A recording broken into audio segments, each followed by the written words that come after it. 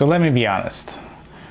When you're going through a long day, the last thing you want to do is try to sit there and be self-aware of the fact that, you shouldn't feel sorry for yourself. Am I right? Like, this is like one of the hardest things. And this is something I have worked on a lot myself. And I came across this book called The Surrender Experiment. And the author, which I don't recall his name, but he himself had lost, it was essentially a story about his life and how he lost everything and how he just essentially bought a van, moved out in the middle of nowhere and meditated. And he eventually led him to, do small construction jobs and then opening a business and then opening WebMD eventually down the road.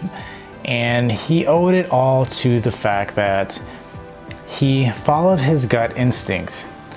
And for myself, right, I've noticed this. The more I've meditated, the longer I have, I've noticed that that intuition is a lot easier to find as opposed to just going through your everyday life.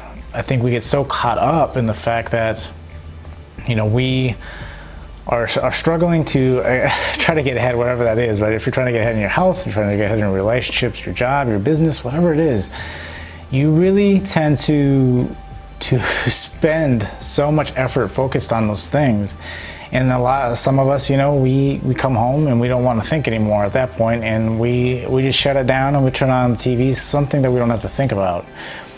And over the years, after reading this particular book, I've looked back and thought, or going through my meditation, that about how much more I've found the intuition and how much easier it is to tune into that and then go with that feeling. Because then whenever a big situation comes up, you definitely look for that intuition. You're looking for something to tell you that this feels right. And there's sometimes, where you feel completely off, whatever situation it is. I've been in many situations, right, where you feel off just being in that environment. I think for anything in life, you have to find that intuition, right? We try to be so logical about every little thing.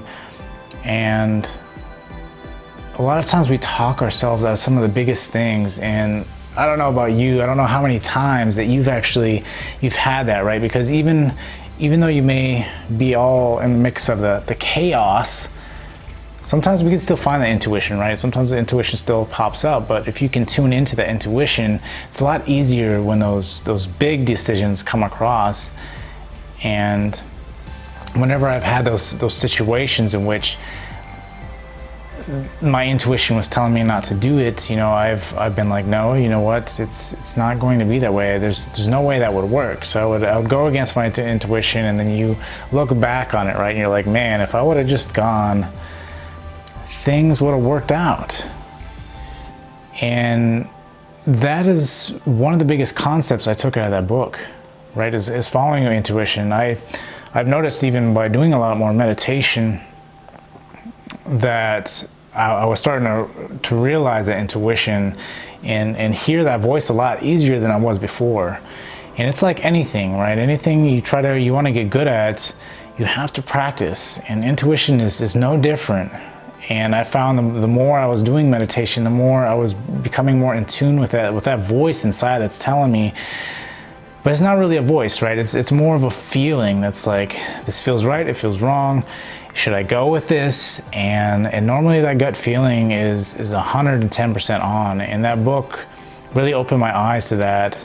And yes, again, I've always felt that way during life, but sometimes you just need to get a better definition of something, right? And then once you actually hear it and, perhaps other words, you tend to realize that's exactly what it is. And I started, meditating a lot, going after I was getting ready to go into divorce. And it is one of the biggest things that has really helped me. And I find that I have missed days, and the days that I have missed, I could really tell the difference. Like, those days aren't as good, right? Those days tend to drag on, and you tend to start falling in this negative thought process, this negative story about yourself and how you're not good enough and all these different things. And it tends to happen if you lose touch with that. And so reading that book, it wasn't just about the intuition, it's also about, one of the other big key concepts I got was just thinking about the idea that anything shouldn't be positive or negative. And I've tried to apply this to my life. And if you want to try this, it is a great experiment, right? Is to anything that happens throughout your day, whether that's good, bad, you want to essentially make it indifferent, right? You want to go through your day, good or bad. If it's good, we tend to get excited. We're emotional people, and we like to believe in that thing and get excited in what's going on, right? It's new opportunities. But if you can resist and not get so excited about it, right, and just realize that, hey, it worked out, right? And just leave it at that, it worked out, and not get excited about it. And then on the same token, if you can turn around and those days that are bad, do the same thing, and it happened, right? Like, no big deal. And again, a lot of times your emotions play a lot, and it's something I tend to try to be aware of. And anytime I see a time or feel a time when I feel like I'm starting to feel really happy, or I'm starting to feel really sad about something, right? I always try to tune in and be like, okay, it is what it is. They're like, you have no control over that, right? You only have control over yourself. And so I try to level that off. And this is always a game I've been playing since reading this book, because it was a really interesting concept that I pulled from this book about doing this and realizing that, it does make a big difference, because your emotions aren't flipping from one side to the next. And you realize if you can actually tune in your emotions and to just be in the moment and realize it is what it is, if it's good or bad, I'm just going through the motion. You realize that things are a lot better. Things become, your everyday life isn't stressful, and it's, you're not too high, you're not too low, but you're in between, and it's good because you're level-headed. If any decision comes up during the day, you're level-headed. You're not swayed one way or the next, right? Maybe you're having a bad day, so you really just don't care what happens the rest of the day, and so you neglect all those other things that you are trying to get ahead in life. And then on the same token, right, maybe you have a good day, and then you're like, well, I got that job I wanted, so you know what, for the rest of the day, I'm just taking the rest of the day off. And you neglect those things anyway because you had a good day, because it's time to celebrate. And so if you could just stay even keel, I find that helps a lot. It just helps with your day in general. And in those days that are really hard, it doesn't seem as hard. And I feel like this has really just changed my mentality a lot, because before, I would get stressed out. I would let the stresses of work and the stresses of life get to me. And, that plays a token on many different things, right? That plays a token on your health. It plays a token just on everything. If you have one bad thing, it bleeds over into everything throughout the day. And so on the same token, the good thing, if a good thing happens, right, it bleeds over to everything, which is not technically a bad thing, but still, I always try to stay that even keel so I can be level-headed and not swayed again either way, because I think sometimes, even when you do get extremely excited, I think sometimes you like to, again, let things slip that you typically wouldn't let slip. And again, it goes the same for any kind of negative thing goes on through the day. So if you can keep that even keel, you can stay dedicated and disciplined to those specific things that you actually want to do in that day, right? You have all those bite-sized tasks that you're trying to do, and you can't really execute on those if you, again, are swayed both ways. And so I've found applying these things to my life has really made life a lot easier, right? Because I think when you get emotions involved, you get a lot more stressed out, you get a lot more, you're not as energetic, you're not the same person, right? Like you are, but again, you are relying on emotion through everything that you do throughout the day. And just talking about that in general sounds exhausting. And we don't really typically think about that because we don't take the time to slow everything down. And so just those two concepts alone have really helped me refocus life and repurpose life, right, essentially, and helped me go through life.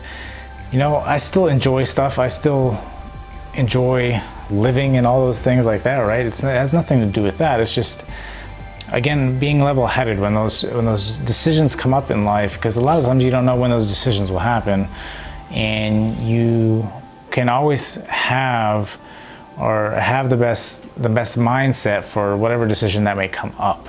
So that's ultimately what it is, and not feeling that, man, you know what, life is just always horrible or life is always good. Although I've never heard anybody say that life is always good. You know, you have your good moments and you have your bad moments, and you know, sometimes if whatever thoughts consume your mind the most, it takes your mind off of other things, and that is one of the biggest things is from this whole thought process of not eliminating anything good or bad, is realizing that it's not taking your thought process away from those other things that could matter in life, or those other things you may be able to miss out on, opportunities that perhaps, you know, you're so caught up in some other moment because something else is going on that you might forget something else that could be more beneficial, right?